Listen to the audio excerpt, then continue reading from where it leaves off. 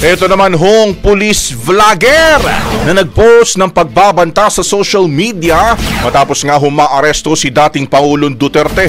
Abay sasailalim daw ho yan sa neuropsychiatric exam dahil ho sa mood swings behavior. Brigada Kath Austria, i-brigada mo! Brigada!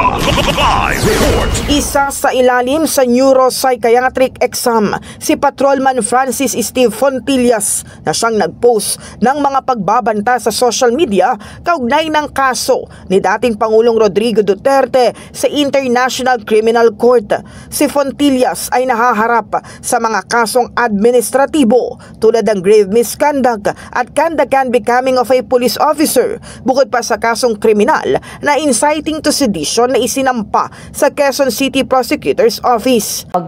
Sasailalim po siya sa neuropsychiatric examination para i-check din po at i-examine kung ano po ba yung kanyang kasalukuyang mental status po, dahil kamakailan nga po ay napag-alaman natin na as early as 2023 ay nag-exhibit na po ng disturbing and erratic behavior po itong pulis po na ito. Ayon kay Fajardo, susuriin kung nasa maayos pang mental status si Fontillas.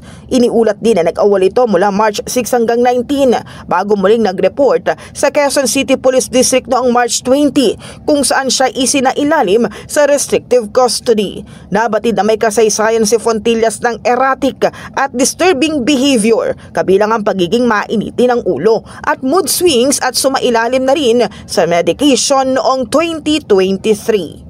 Hinahayaan po muna po natin yung evaluation at assessment na gagawin po ng PNP Health Service to determine kung ito bang pulis po na ito ay mentally fit pa to continue his police service po.